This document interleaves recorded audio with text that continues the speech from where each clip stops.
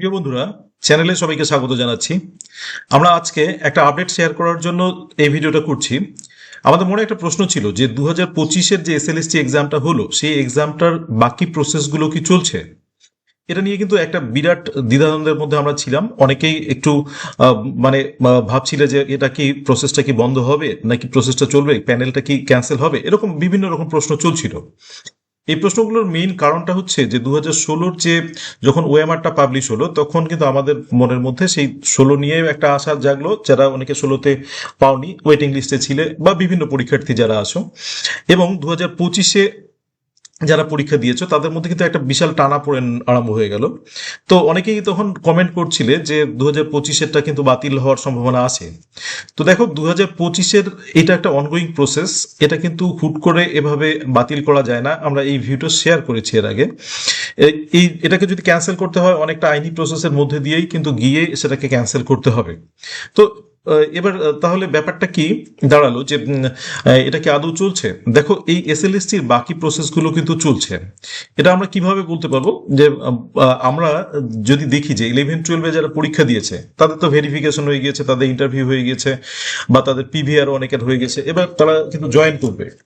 এবার জয়েন করতে গেলে দেখা গেল তাদেরকে কিন্তু মেডিকেল একটা বোর্ডের সামনে এপিয়ার হতে হবে এবং মেডিকেল ভেরিফিকেশন করতে হবে। এবার এই ভেরিফিকেশনের সময় আমরা যেটা দেখি যে বিভিন্ন কলেজ থেকে ভেরিফিকেশনের নোটিশ দেয়, সেই নোটিশটা কিন্তু দেওয়া স্টার্ট হয়ে গিয়েছে। অর্থাৎ এইবার আমরা সেই নোটিশটা দেখছি এবং ক্যান্ডিডেটদের নাম করেই সেই নোটিশটা কিন্তু দেওয়া হয়েছে। আচ্ছা, কোথা থেকে দেখো, এটা কিন্তু বিভিন্ন জোন আছে। যেমন এই জোনটা থেকে আমরা পাচ্ছি যে আরজি কর মেডিকেল কলেজের এবং হসপিটাল থেকে একটা নোটিশ দেওয়া হয়েছে। এবং এখানে যারা ক্যান্ডিডেট আছে, দেখো নোটিশটাকে আমরা একজন খেয়াল করি যে ইন অ্যাকর্ডেন্স উইথ অর্ডার নাম্বারগুলো খেয়াল করলে এই যে বলছে is here by form for medical fitness. এই যে মেডিকেল ফিটনেস এক্সামিনেশনের জন্য ওদের কিন্তু অ্যাপিয়ার হতে হবে of all recruits in teaching non-teaching post against recommendation of West Bengal School Service Commission. You are hereby requested to advise the candidate Zone F.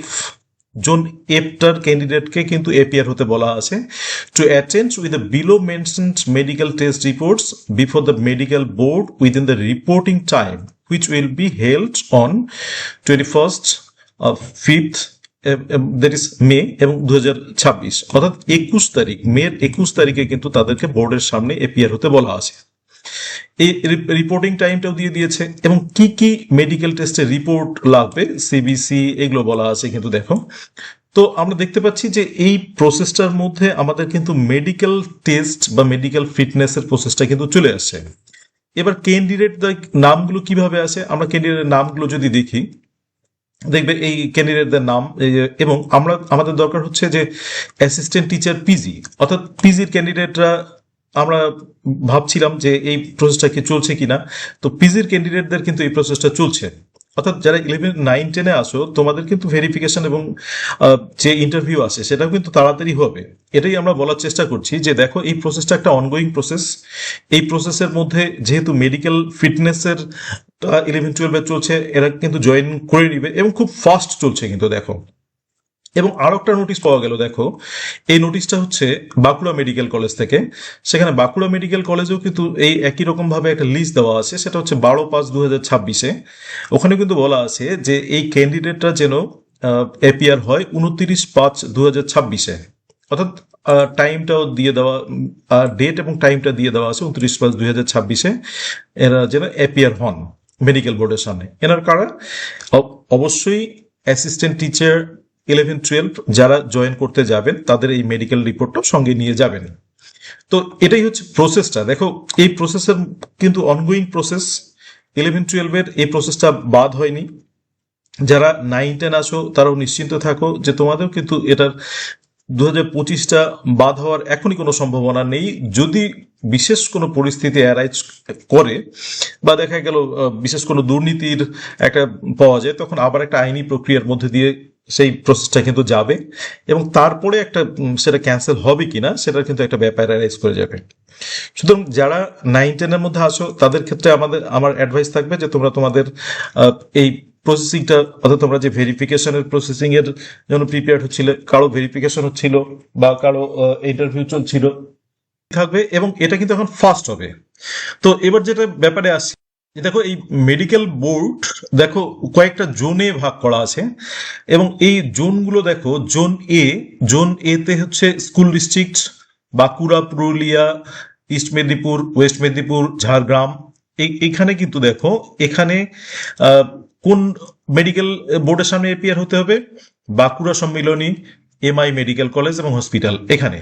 আচ্ছা, zone B তে ভাগ করা আছে দেখো, পূর্ব বর্ধমান, পশ্চিম বর্ধমান, বীরভূম, ঝাড়গ্রাম, এখানে বর্ধমান মেডিকেল কলেজ। আচ্ছা, জোন সি তে দেখো, জোন সি তে নর্থ বেঙ্গল মেডিকেল কলেজে আলিপুরদুয়ার, কোচবিহার, উত্তর দিনাজপুর, মালদা, দার্জিলিং, শিলিগুড়ি। আচ্ছা, জোন ডি তে দেখো, কলকাতা এবং সাউথ চব্বিশ পরগনা, এটা এনআরএস মেডিকেল কলেজ। আচ্ছা, জোন ই তে হাওড়া, হুগলি, সেখানে কিন্তু আরজি কর মেডিকেল কলেজ অ্যান্ড হসপিটাল। এবং zone F, Nadia, Murshidabad, north চব্বিশ পরগনা, এখানেও কিন্তু আরজি কর মেডিকেল কলেজ অ্যান্ড হসপিটাল। অর্থাৎ এভাবে কিন্তু জোন আলাদা আলাদা ভাগ করে এই মেডিকেল ফিটনেসের জন্য যে টেস্টগুলো সেগুলো কিন্তু হচ্ছে, বা মেডিকেল বোর্ডের সামনে এপিয়ার হতে হচ্ছে। তো আমাদের যেটা বলার বক্তব্য সেটা হচ্ছে, তোমরা অনেকেই 9-10 জন্য প্রিপারেশন নিতে গিয়ে একটু হোঁচট খাচ্ছিলে, কিন্তু দেখো এখন আর খুব বেশি একটা দেরি হবে না। এই কারণে দেরি হবে না যে, যেহেতু একটা সরকার গঠন হয়ে গিয়েছে, একটা সরকার মোটামুটি তাদের কাজ আরম্ভ করে দিয়েছে, এবং খুব শীঘ্রই এই জায়গাগুলোতে, অর্থাৎ আমরা অলরেডি দেখেছি যে চেয়ারম্যান চেঞ্জ হয়ে গিয়েছে, বা আগের চেয়ারম্যান পদত্যাগ করেছে, নতুন চেয়ারম্যান দায়িত্বভার গ্রহণ করেছে। সুতরাং এই প্রসেসগুলো কিন্তু এখন খুব ফাস্ট হবে, এবং আশা করা যায় যে যদি এভাবে একটু চলতে থাকে, 31শে অগস্ট যদিও না হয়, তার কিছুটা দিনের মধ্যেই হয়তো আমাদের এই জিনিসগুলো শেষ হয়ে যাবে।